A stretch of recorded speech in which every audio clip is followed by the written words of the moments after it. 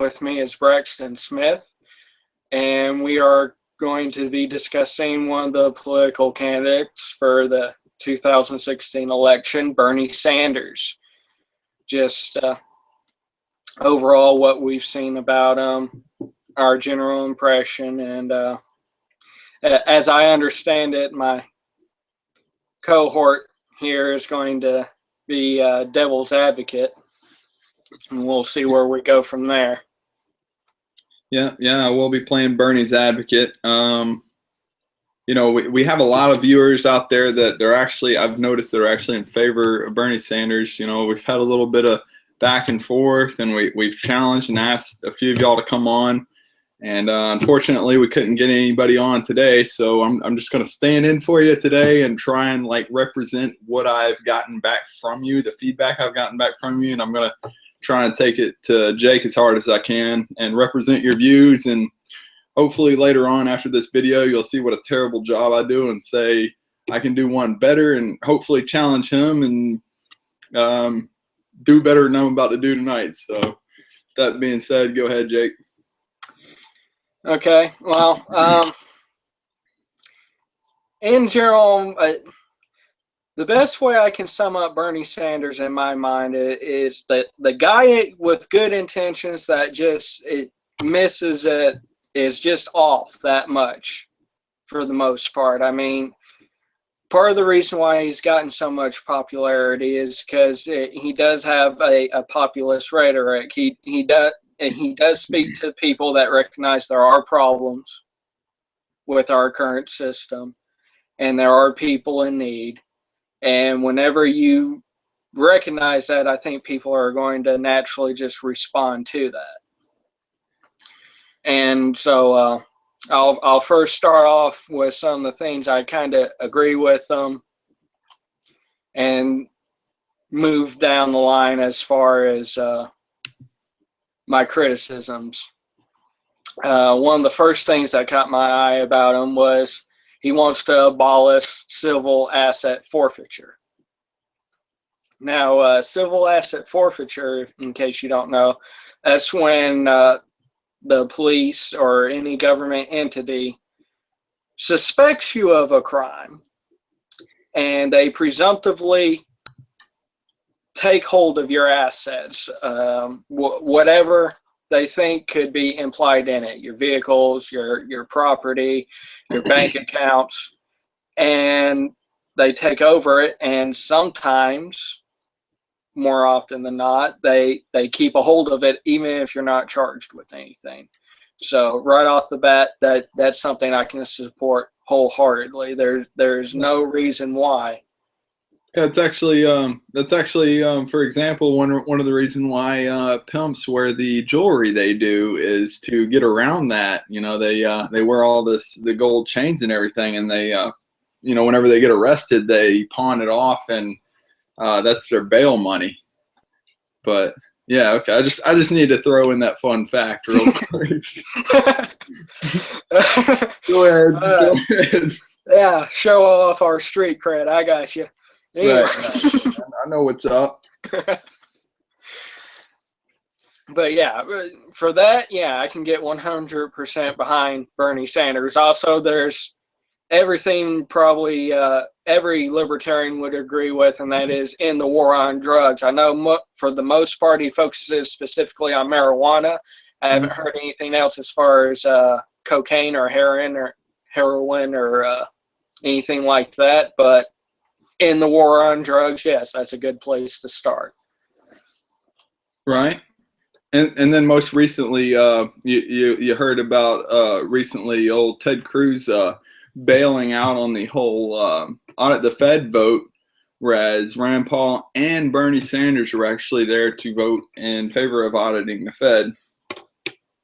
And this is something even Ron Paul has backed up time and again with Bernie Sanders, is the fact that he at least had the principle to constantly call out the establishment, these corporate powers that be, if you will, and take it to them by auditing the Fed. Yeah, and that's one of the things I can get behind too. I mean, his statement was pretty much along the lines that he was for a more regular, not just this one-time audit, but like a more regular monthly basis of auditing and keeping up with the Federal Reserve. So yeah, more power to him on that. Right.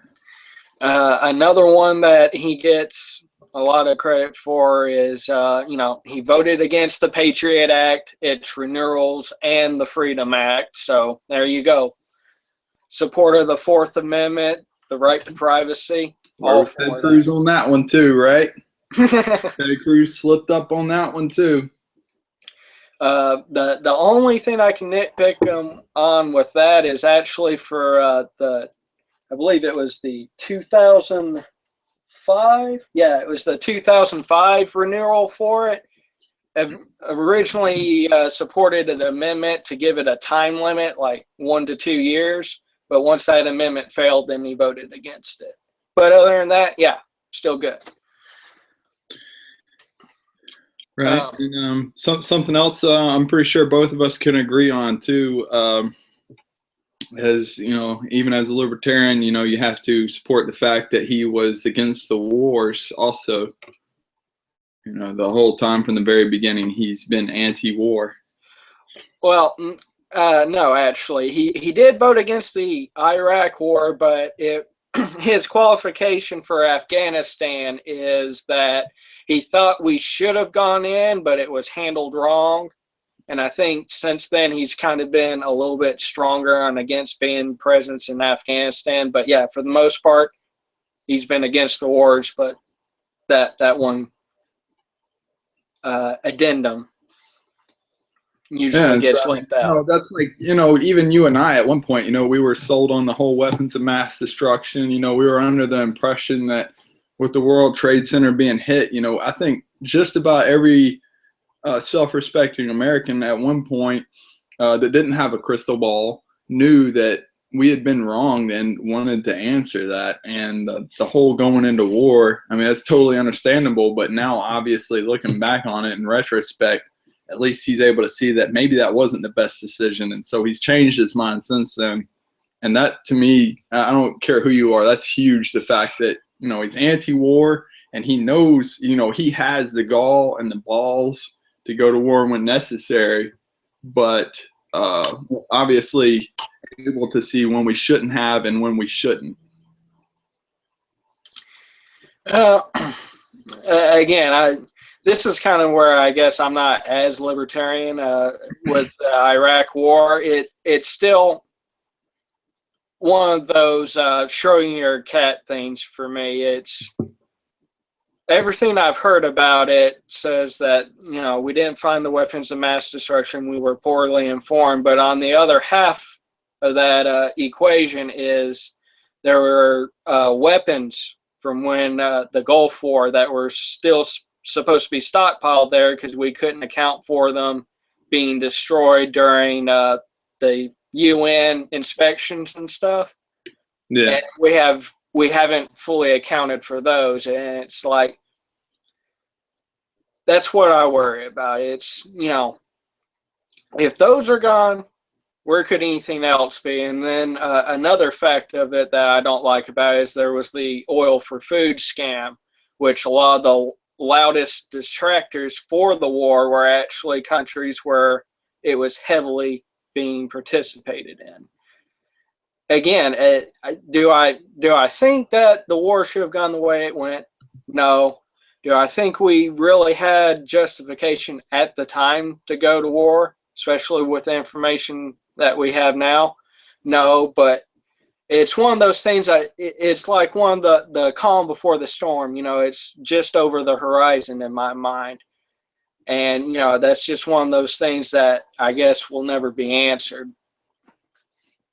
Right.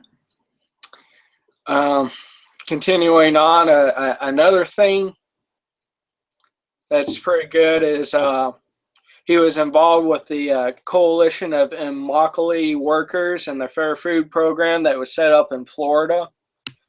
It's pretty much kind of like the fair trade that usually goes on in a lot of the organic food stores and stuff. Not fair trade as in protectionism, but setting up private firms and agreements to supply workers with extra money and stuff like that. As far as I can see, it's all legit. It's not really federally funded.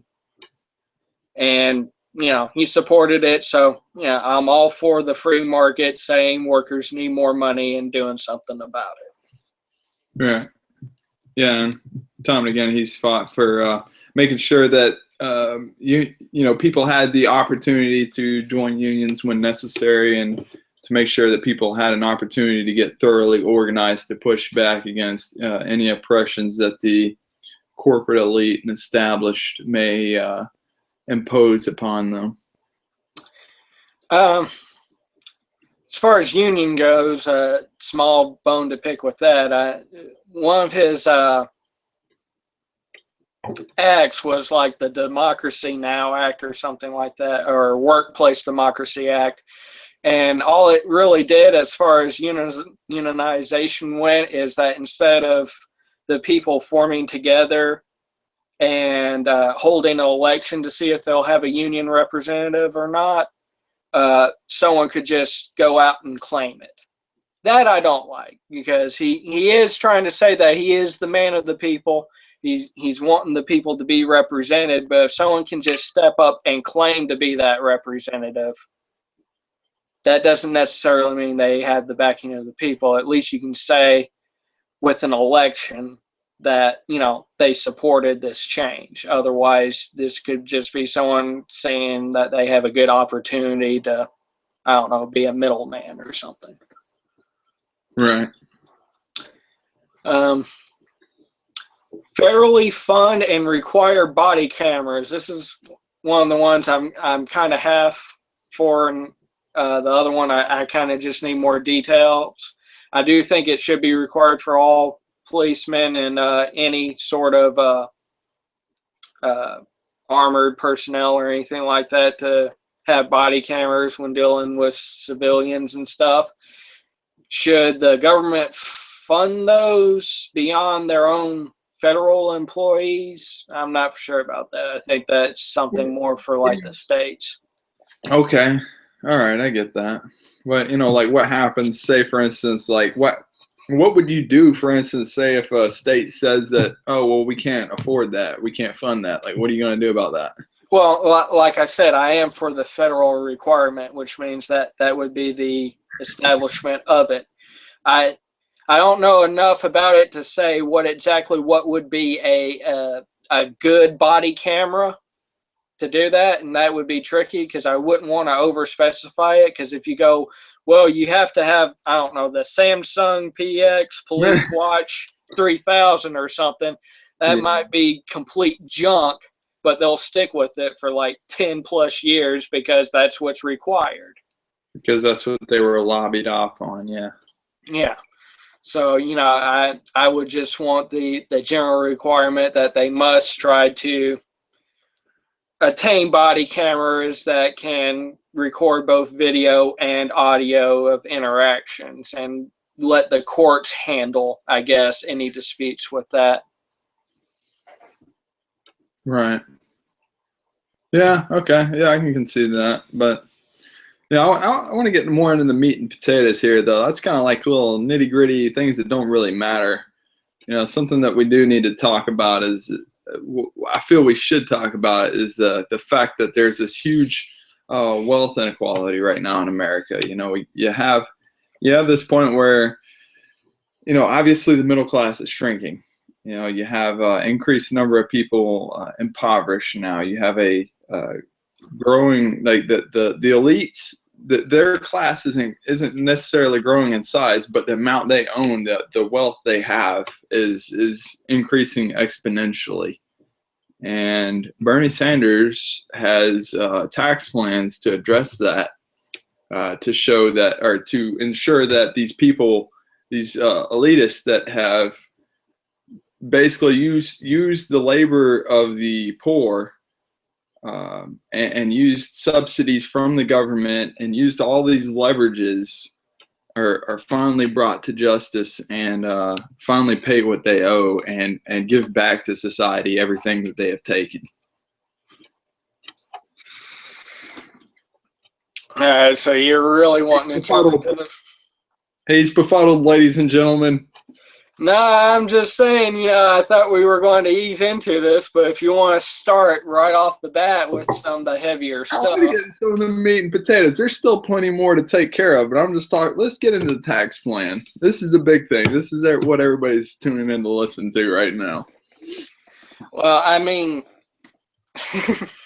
as far as I know, I have not found an independent supporter for his tax plan besides that CNN Money article with the guy that helped him author it, and apparently he's completely for it. But I mean, everything that he's listed on his site barely ekes out, and it's on a static basis. When you look at things like the tax foundation, he's nowhere close to actually providing any surplus of money, especially on a dynamic basis. I think the last figure they said was something like 1.3 trillion lost over 10 years under his tax plan.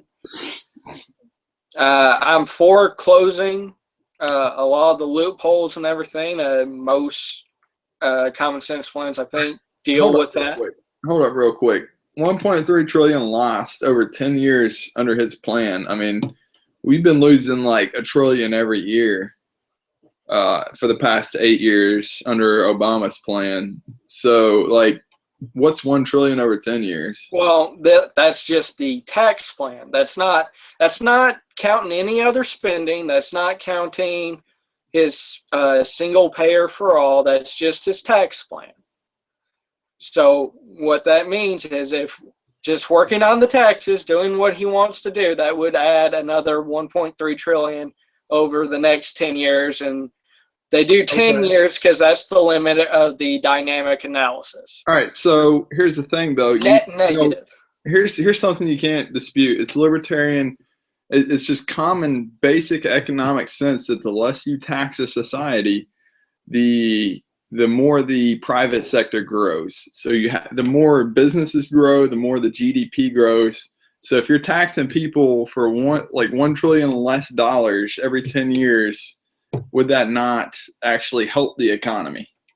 No, this is talking, again, I was saying this was a dynamic analysis. So this is when they're factoring in growth factors. As I said before, when it comes to a static analysis, depending on how you look at it, he barely breaks even. He's usually negative.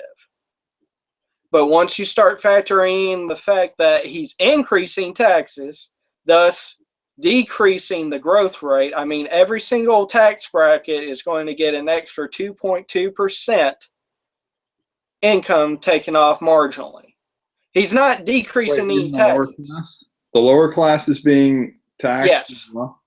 Yes. He called it a 2.2% health premium for all tax brackets. All right, I'd have to see a link on that if you don't mind providing at some point. Put that in the comments. It's hard to believe because it seems solid.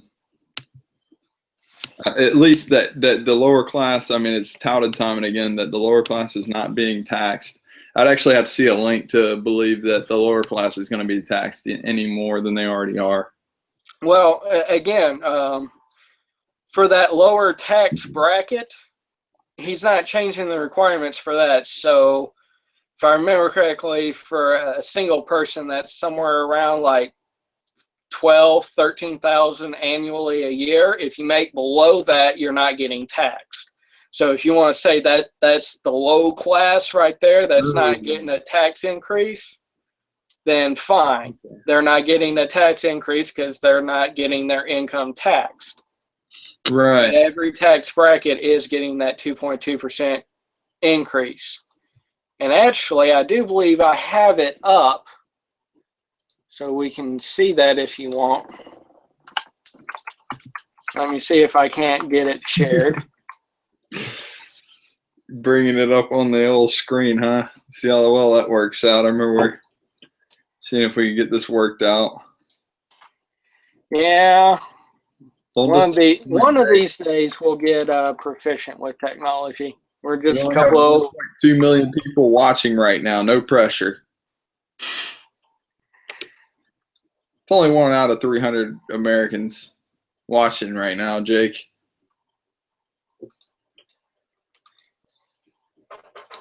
All right.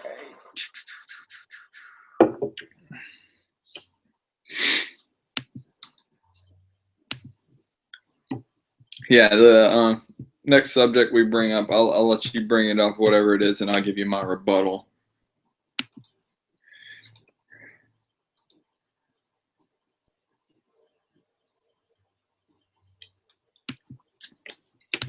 Here's another little tidbit for you, Jake, while you're working, just to keep that mind occupied. You know, that TPP, that was one more thing that he was opposed of that I Yeah. think you were too. Well, again, I haven't read through it. You can see the audio file on that, and it takes like a whole day just to listen to it on audio. The conversation between you and Kyle, or what are we talking about? Because that one was pretty long too. No, they actually have the TPP, the entire document, on audio file, someone narrating it, and it takes like over 25 hours to play. That sounds pretty legit. I think I'll pass that. But anyways, but you know, Bernie was against it. Any legislation that's that long really should be thrown back immediately. And you know, Bernie made a good point in that was the legislation that was most likely written by corporate America and the pharmaceutical industry and Wall Street. oh yeah, I agree with him when he says that, you know, the Senate and the people should have been able to actually read it thoroughly before doing any passing and something like that. And in general, I tend to believe that the longer the bill, the more crap is in it that is unnecessary. But on the other side of that, Bernie's also a protectionist. You mentioned the words free trade, and he like repels in horror of it. So. Okay. Do you have that image available to bring? Okay. Hey, everybody. Oh man, I didn't get to wave in time. All right, here we go. This is from the tax foundation I talked about earlier. It says right here, creates a new 2.2% income-based health care premium paid by households. And here it is breaking it down. 12.2% or 12.2% for ordinary income for single filers of 0 to 9,275. So never mind. Even people with zero income will be paying this. Yeah, as long as you make $1. Yeah. You're in that category. Okay. All right, got it. And he had some other categories, but that's pretty much how it goes from 12.2% to 17.2%, 27.2%, and the top one for those making over 10 million is. Yeah, that's where I feel like I'm being taxed right now. 54.2%. Yeah. That's how much I feel like I'm being taxed for. Well, right you know, this is just federal tax, so yeah. With state and federal, it's usually somewhere around 22 to 23% for most people. So I feel that way. And these are marginal dollars and stuff too. So this is Bernie Sanders' tax plan, and he's being okay. So all right, doesn't look much different than what we're taking on right now. Then. You know, he's also supposed to be adding other taxes to it. You know, there's the speculation tax is also supposed to be a part of it. All right. Well, you know, fair enough. So, you know, taxes don't change too much from what we already have, but you know, it's maybe a little bit of an increase, but at the end of the day, you know, you still have, you know, you're paying for increased coverage on healthcare, and then on top of that, he's also going to be covering everybody's college. You know, you have people right now that are just completely unable to pay their student loans, and You know, what are they supposed to do? So if we go ahead and get that knocked out and get them having a job and then get them paying into the taxes, you know, that pretty much makes up for that little tax, you know, that little maybe slight increase in tax. You know, the government's basically accommodating, so they aren't paying all this ridiculous amount in interest. For the colleges and stuff,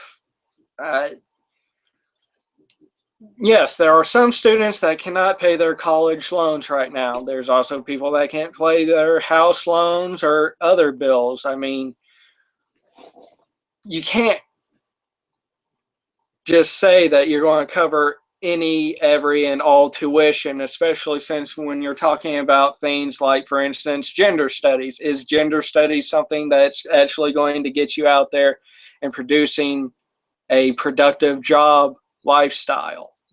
No, not really, but they would be covered under this too. Also, on that speculation tax, I know Bernie keeps going on about how speculating on the stock market is supposed to be tantamount to a moral evil, and he's like comparing this to sin tax for cigarettes and stuff like that.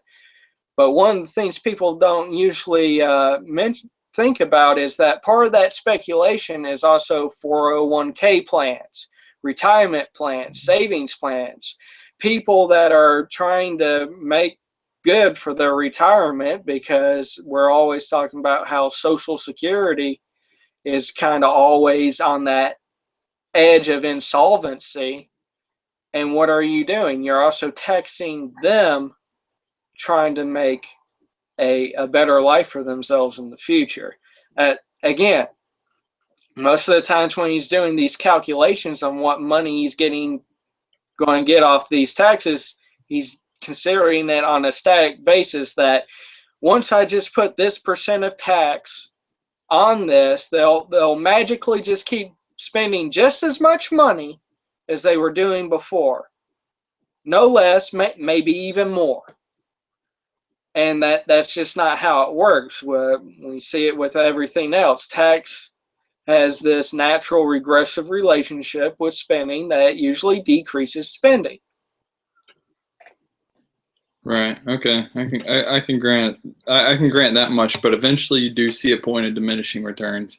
You do see a point where, yes, okay, granted, people may cut back a little bit, but it gets to a point where it's still worth investing even past the taxes. People understand that taxes are something, you know, it's an everyday part of life. You got to pay into them, and so be it. So, you know, you kind of got to find this balance where you're taxing people a certain amount to receive a certain amount of services, to make sure that the people that maybe weren't wise enough or fortunate enough to invest in these 401ks are still maybe not necessarily given the same advantages as the people that were smart enough and fortunate enough, but they're still taken care of at the end of the day.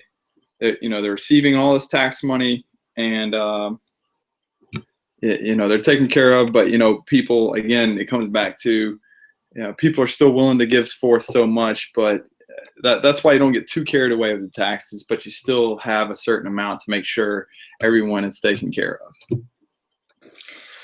Well, okay. Again, I'm not going to argue really against a minimum level, but then you got to get to the point of what is this minimum level?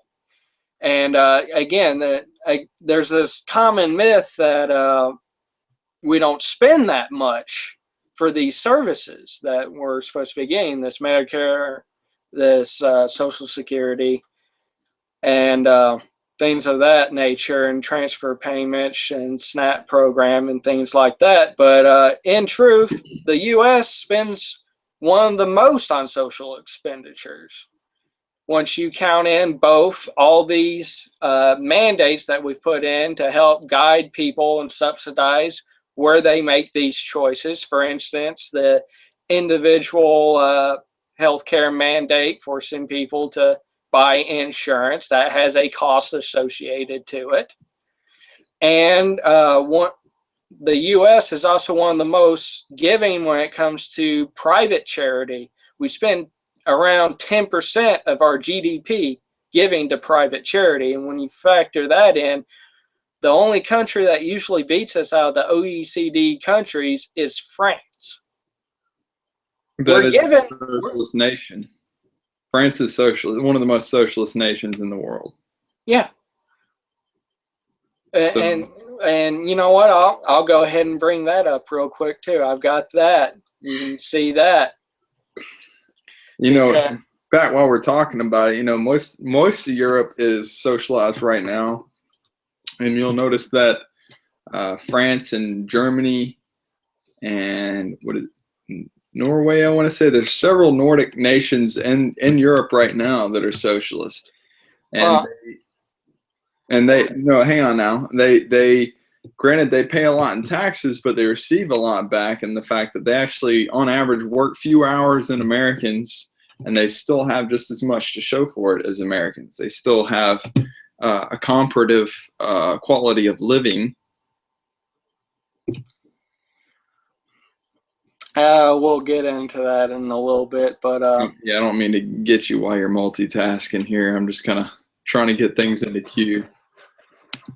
I mean, when you start talking about the word socialist and stuff, it's kind of a semantics game, because one of the things about the Nordic countries is they also have lower corporate tax rates as well than we do. You know, we've got the highest in the world. It's like around 35%. I believe second highest, actually. But second highest? Who's beating us? I don't know specifically, but I did read. Yeah, okay, we're either first or second, but yeah, that's a lot of countries for us to be either one of those positions. I'll grant you that. Yeah, we do have a really high corporate tax. I don't know who's beating that. You know what? I'll look that up while you're checking out your X videos or whatever you're doing right now. Jake's not amused.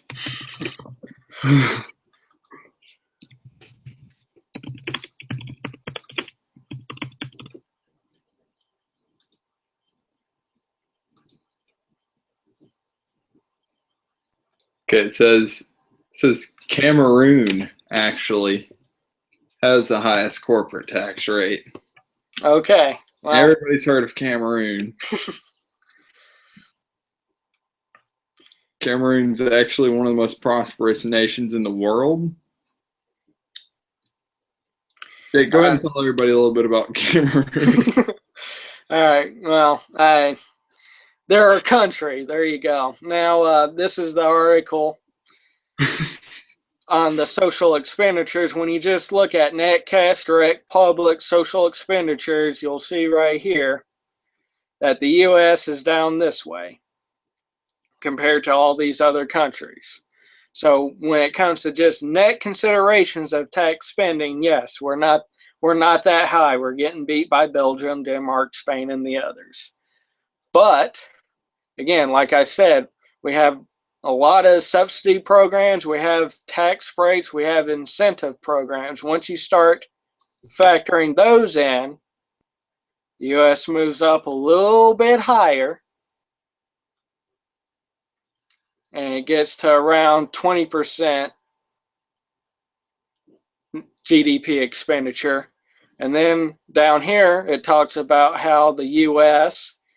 on net current private social expenditures, we give around 10% of our GDP. The highest country when it comes to private donations and charity and welfare. Damn. That's like nearly twice as much as any other country in the world. And these are all like, so far as private donations? Yeah, this is just private expenditure as percent of GDP. We get a little over 10%. Netherlands is right behind us with somewhere between 5 and 6%. So we're actually, contrary to everything we've heard, we're actually a pretty benevolent country, at least down to the individual. You know, maybe not necessarily as what our government does and perpetuates, but at least the individuals, as seen in that chart right there, that's, you can't get more charitable than that. Yeah, and once you factor in that 10% GDP, with the public social expenditures that we do, we get around between 27 and 28% GDP spent on net social expenditures. Net, by the way, not gross. And that's the thing. We're putting money in it. Part of the problem is that we do it in all these crazy Rube Goldberg style methods where we keep trying to make all these different individual programs and have their own bureaucracy and administration over them. But yeah, the money's there. It's just we're not getting the bang for the buck. And most So basically, we just need to model ourselves more after France, and no. what I'm seeing right here is that France is being very efficient with their money right now and ensuring that it gets back to the people and distributed properly. Well, this is, again, just looking at, this is addressing the question of, does the U.S. spend money relative to all these other socialist nations? We're looking just at the cost side. We're not looking at what we get out of it. Oh, okay. All right, fair enough. And since we're going to be talking about that, we might as well get, I guess, to another point I was going to make, but since we're on the topic of inequality, you mentioned poverty. Yeah, look at that. And this is one of my favorite things I've seen on Bernie Sanders right here, the child poverty rate. There is something profoundly wrong when we have a proliferation of millionaires and billionaires at the same time as millions of Americans work longer hours for lower wages, and we have the highest childhood poverty rate of any developed country on earth. Was that Bernie Sanders or was that you?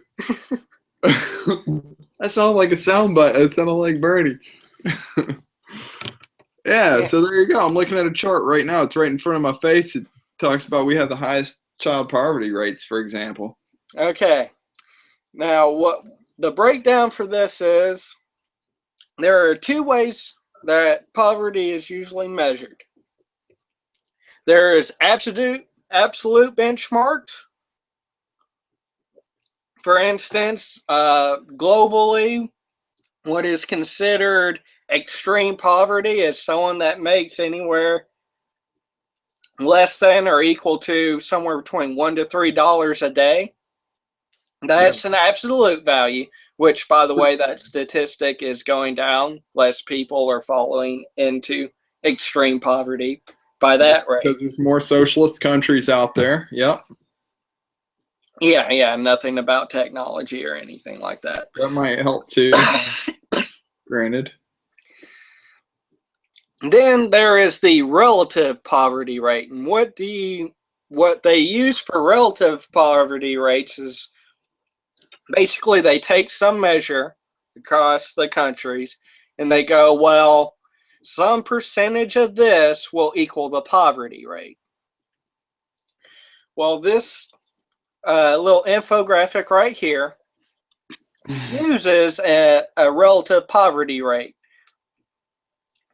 What they did was they looked at an OECD report on numbers on the median household income for the various countries, and they said 60% of that will equal poverty, and if anyone hits that or falls below it, that will be the poverty rate of the population.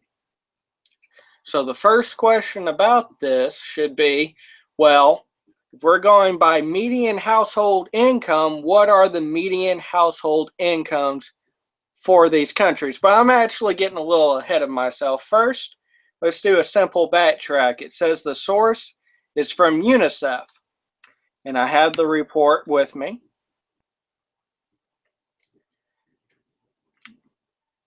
Hold on, which one? There we go.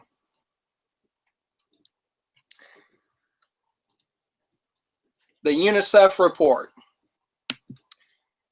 And I'll just go ahead and skip down to the section where they get the graph. And here we go. You'll see some numbers. See, what they're doing is they're comparing 2008 to 2012. And you'll see right here, there's the U.S. right there with our 32.2%. Yep, getting worse. But one of the things, because they said out of all the developed countries, we had the worst child poverty rate. But I go up here and I see Israel with 35.6%. I go down to Mexico and I see 34.3%. I see Spain with 36.3%. I don't know this country, but Latvia has 38.2%.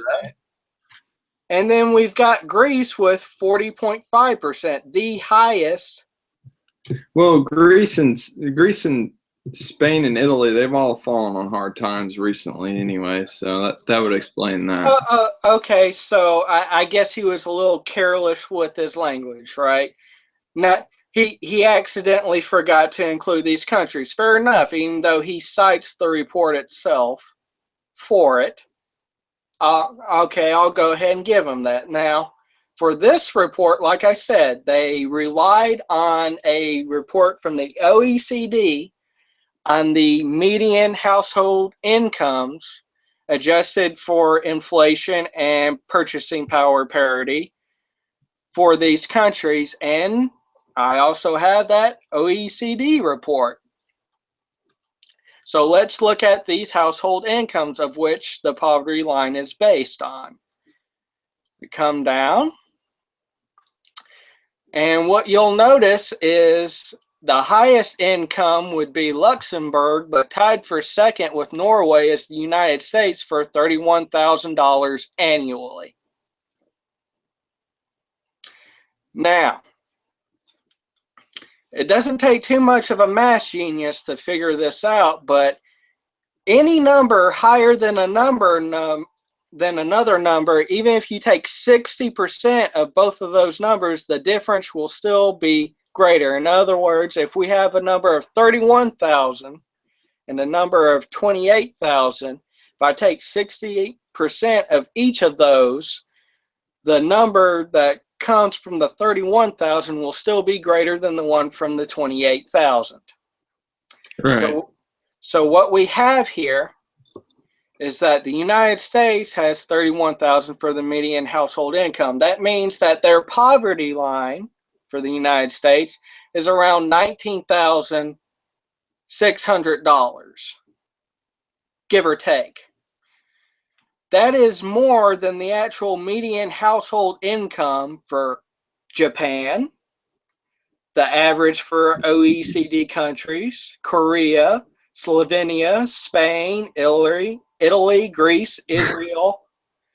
He almost said Hillary.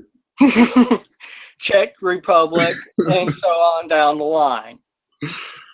That also means that it's going to be more than the poverty line for all these other countries, including Switzerland and Canada. So what we're saying is that we have one of the highest lines to determining poverty and also one of the highest numbers for poverty. Maybe there's a correlation with that fact, considering we have such a higher standard of living. And what you need to account between these countries is that difference in the population, which I have seen no study on to do that. Okay. All right, granted. So, well, I don't really have any other more retort for that. So was there anything else that you wanted to go over for a minute? That's pretty solid. I think you pretty much nailed that one.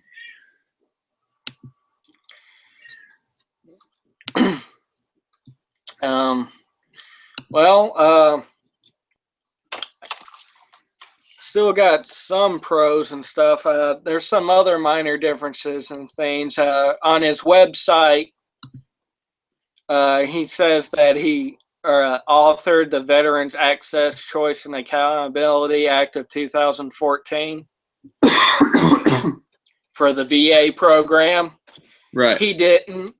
And actually, when you see some of the footage of where he talks about it, like C-SPAN and the rest, he actually accounts for this.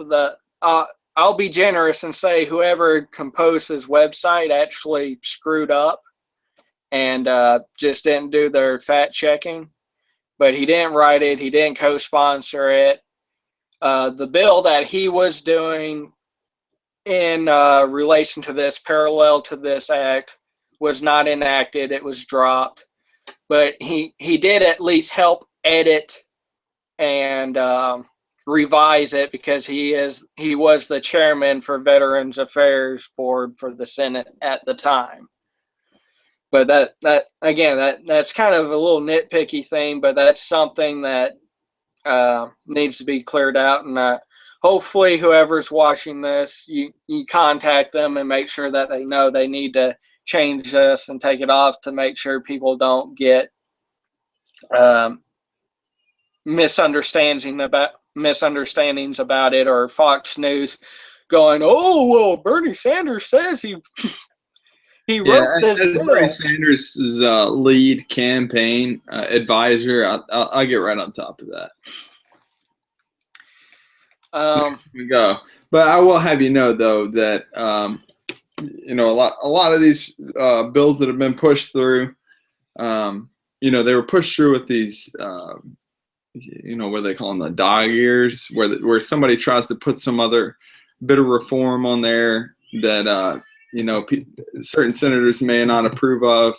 And then on top of that, don't forget too that there was a lot of bills that Bernie's tried to push through in favor of the veterans that has been shot down because of the rest of Congress. Like, he has tried to push forth a lot of these bills to help veterans, but the problem is obviously certain dog ears on it that certain people don't approve of, and ultimately it just gets shot down and lost in all the bills that try to go through Congress. The only difference between this bill that actually passed and Bernie Sanders' bill, I think for the most part, was Sanders was also trying to get something like a $17,000 annual funding for some sort of subsidy. I think that's pretty much the only thing they cut from it. The bill that passed, this Accountability Act, it was from the House of Representatives side, from the Republicans, and basically when the two committees got together, those were the two plans, and they axed his because it had that extra spending. But other than that, they're pretty much the same thing, but still, he didn't author it. It's just a small technical detail, but it's just something that, someone could misunderstand. Someone could go, "Oh, well, the Republicans didn't do anything," or, something like that, or Fox News may jump on it or something. Just clearing it out. What else you got on us? A controversial point: Citizen United, corporate funding and stuff like that. First of all, it wasn't Citizen United that caused unlimited corporate spending or anything like that. It was actually Speech Now versus the FEC. Totally different bill. But this is one of the things that I'm kind of on the fence about, because corporation is a technical term. It's just basically a group of people have gotten together and they have limited liability as far as lawsuits and stuff like that. For instance, political action committees they can be corporations. They can be most nonprofits are both nonprofits and corporations. It's just it's a legal identity. And I'm sympathetic to the idea of, I don't want DuPont or someone like that just throwing in huge amounts of money behind a candidate. But at the same time, for instance, with Citizens United, it was just a private group that got together. They made a movie that was against Hillary Clinton during the last election. And basically, the reason why it was a court case is because they would have been prevented from showing that movie to their own people, putting it on pay-per-view for free just because they had that title of a corporation, because they were spending so much on making a campaign video, a political action committee. That I don't really see a problem with, because just a normal group of individuals can fall under that. As far as, just tracking what money is being spent, I think that would be enough. All right. Yeah, fair enough. I mean, I haven't really done too much research into that myself. That's something I have, is something I want to research more. So I don't really have any rebuttal or any commentary to add on to that. But how much time do we have into this video so far? We're still pretty good. We're around 35 minutes or so. All right, so let's go for another 10 minutes. Just throw something out, man. If there's like something you need to tell us about why we shouldn't vote for Bernie Sanders, what would it be? What's your primary argument against having Bernie Sanders as our president? Well, again, it comes back to the fact that I'm willing to believe he's an honest man and that he really believes in what he's doing, but he keeps tilting in the wrong direction. And when it comes to the topic of inequality, for instance, one of the things he brings up is the gender pay gap. And, as most people should know now, and if they don't, the gender pay gap is basically just a meaningless average. It just says that women on average earn around 78 cents on a dollar, but once you start accounting for overtime pay for different professions, for whether they've actually brought up children or not and taken time out of the workplace, that gap shrinks. It shrinks. The usual average is somewhere between 4 to 5%. And this is usually an average that includes gaps where women make 8% more than men in certain industries. And it's basically, the argument is because we've accounted for these things, it must be gender discrimination. But what they're not getting is, in order to truly be able to account for an individual person's productivity, that would take such a breach in privacy for that person that the act of doing it would probably be useless in itself, because you would have to literally clock every single second, every single bathroom break, all the time, in order to see exactly where these gaps fall down. And another thing about it is, usually when we talk about the pay of people, it's usually a pay range. There's usually some initial pay range. There's some median amount that people get paid in this industry. There's no set amount. And again, is that discrimination? When you can prove it, go for it, take it to court. We have laws for that. I mean, again, he was one of the people that was supporting the Paycheck Fairness Act that they were talking about recently.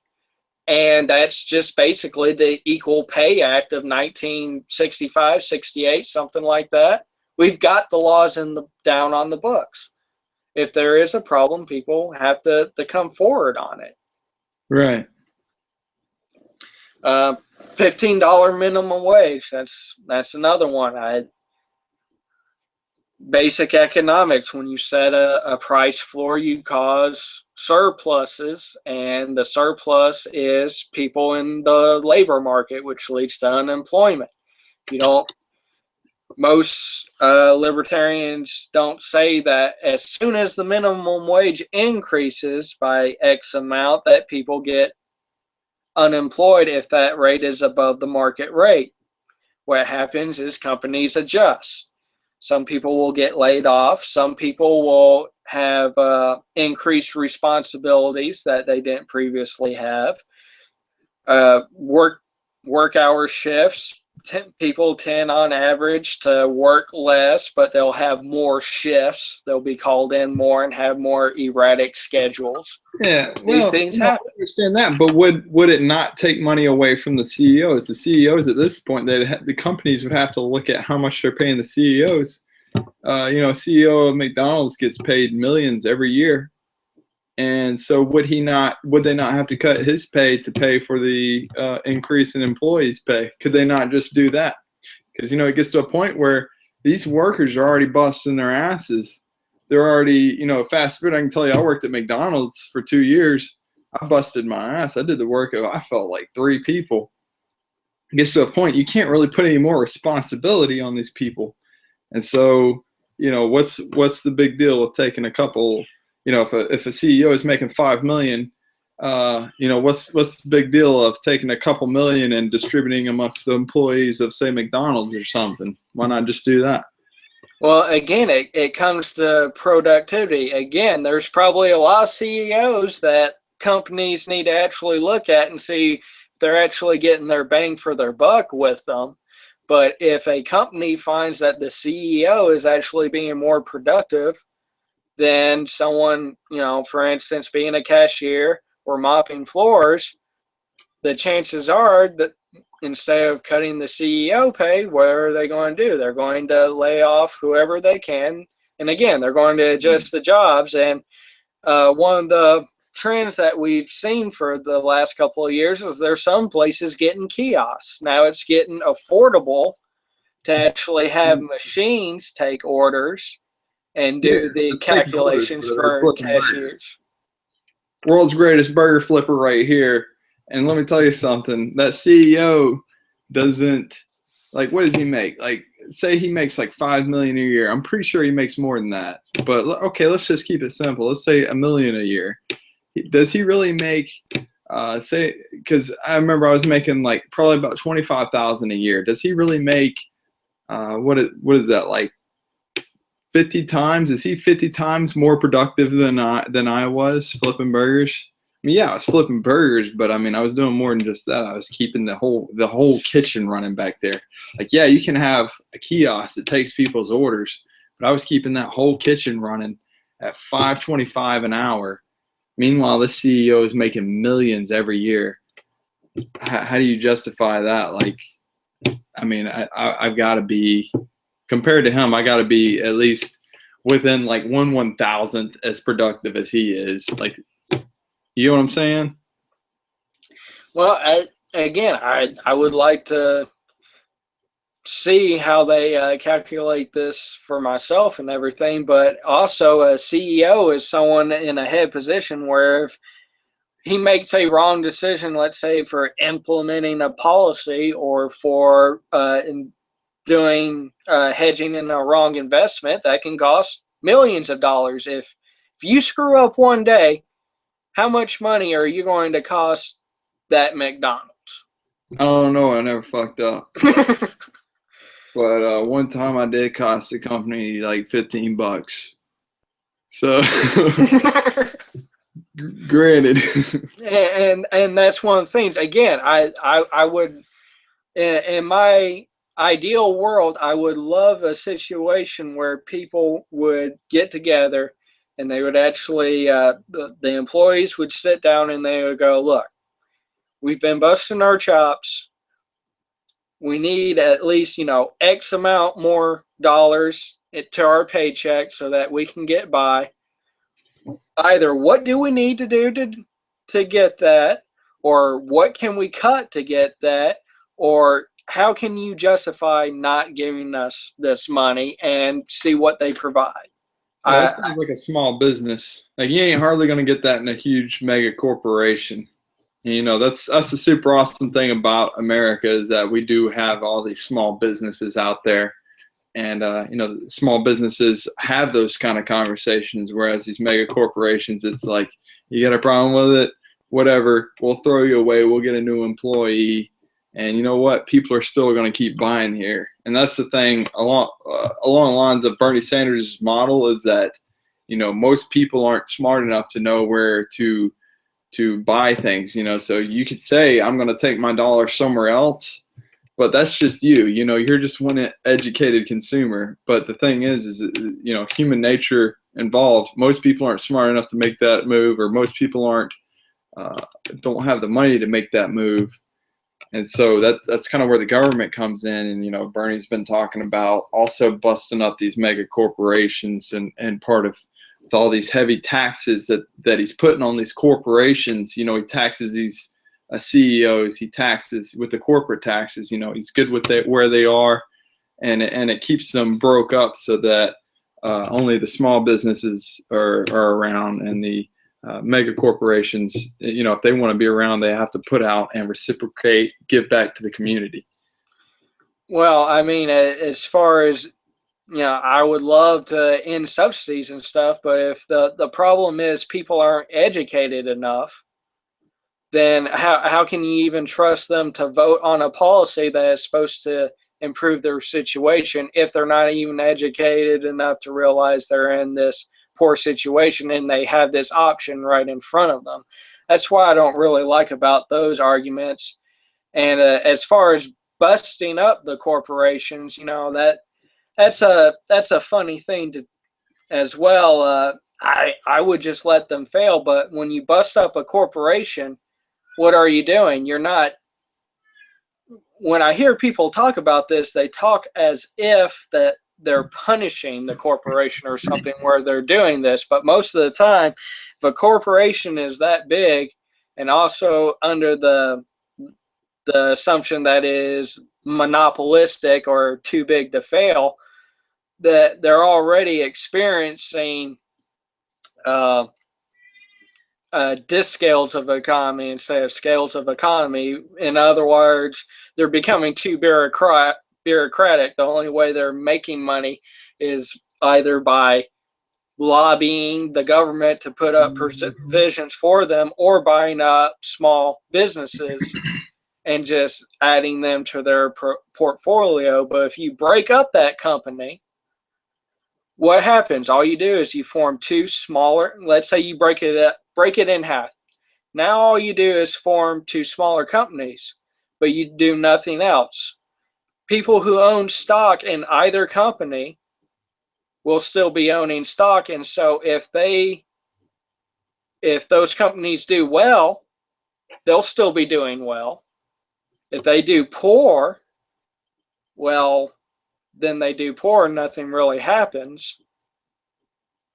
It's at the market in, the normal market influx, or, they start doing what they did before, lobbying and trying to buy out smaller competition to try to get that overhead. But then what happens after that? They just form more too big to fail. So what you need to do is just let them fail. Yeah. And take out the subsidies and take out the I think government corruption.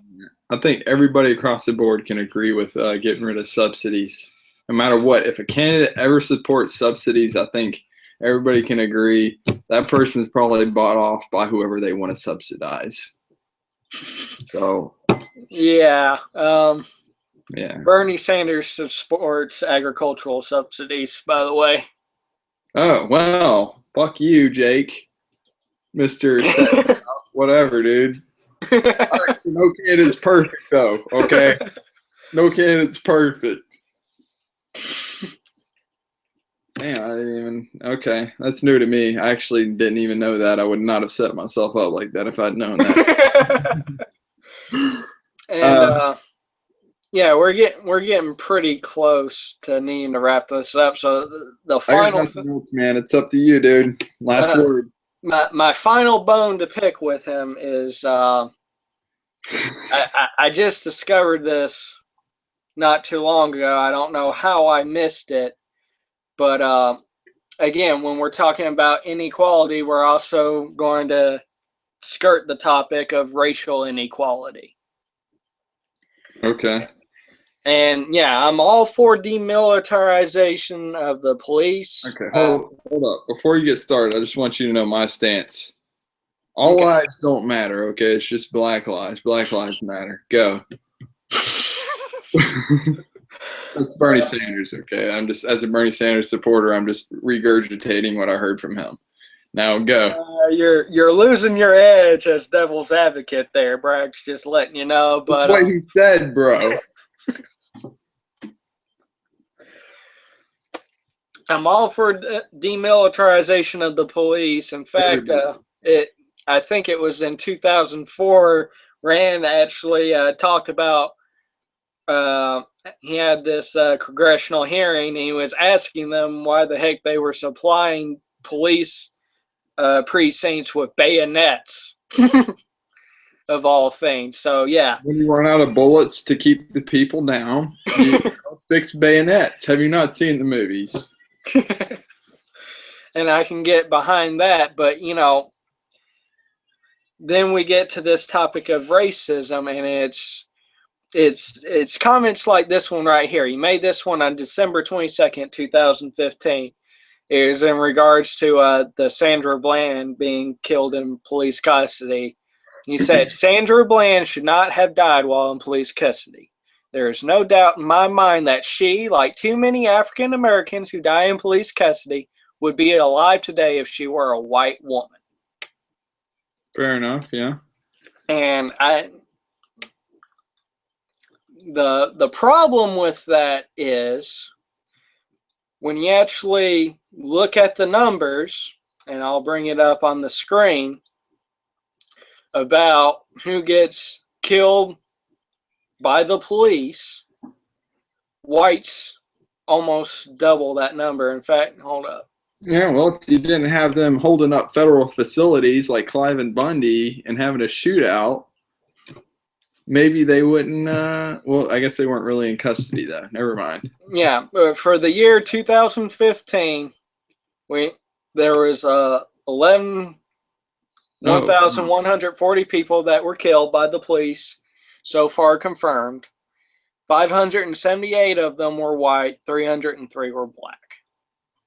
No, okay, real quick, hold up. Keep that there for a second. Yeah. Maybe I'm just hammered and that's why I'm having to take it in. But proportionally speaking, though,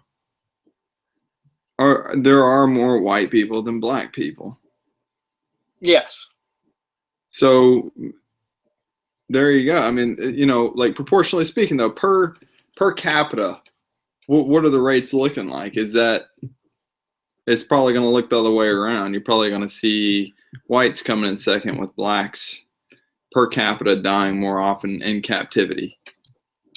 Well, this isn't per se captivity. It's any police death in the U.S. In fact, in December, on this list, and they provide details on each specific case. Oh, wow, look at that.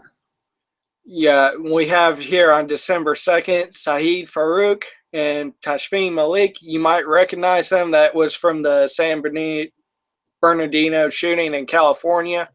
So they were shot by the police, but they were the shooters. So this is. Were they considered in captivity though? Like, see, I thought we were looking at like killed in captivity. Okay, so killed. No, people killed by police in the U.S. Well, there you go.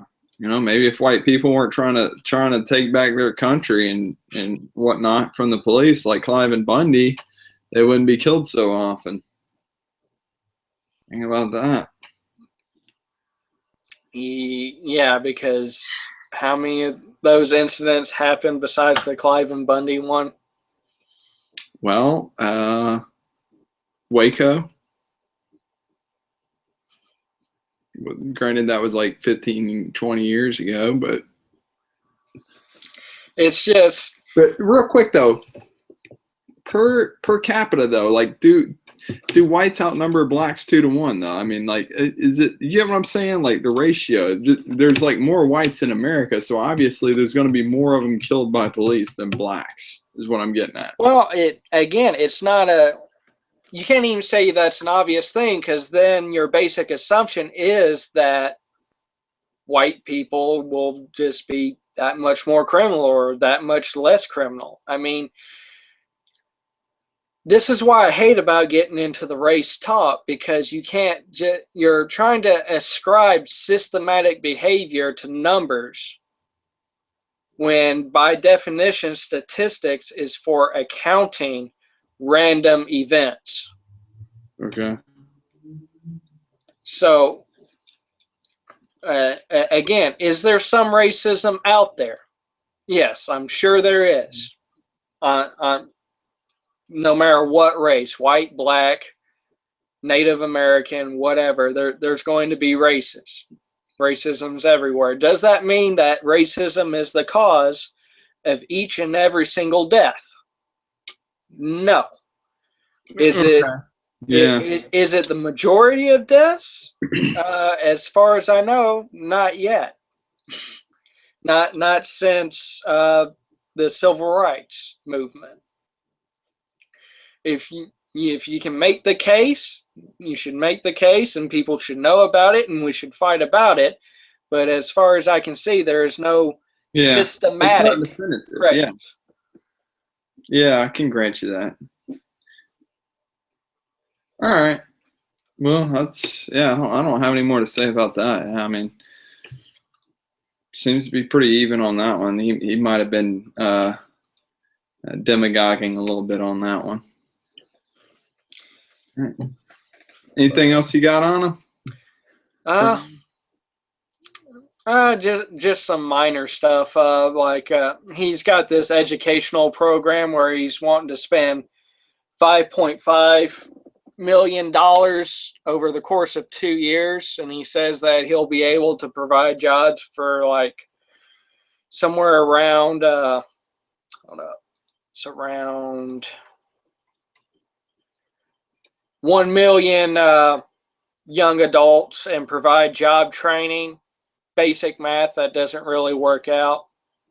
There you go. You take money from the rich, and then you use it to employ the coming up, the up and coming. So you tax the rich that are oppressing the people, and then you give it to the you give it to the younger guys. You employ them through government jobs.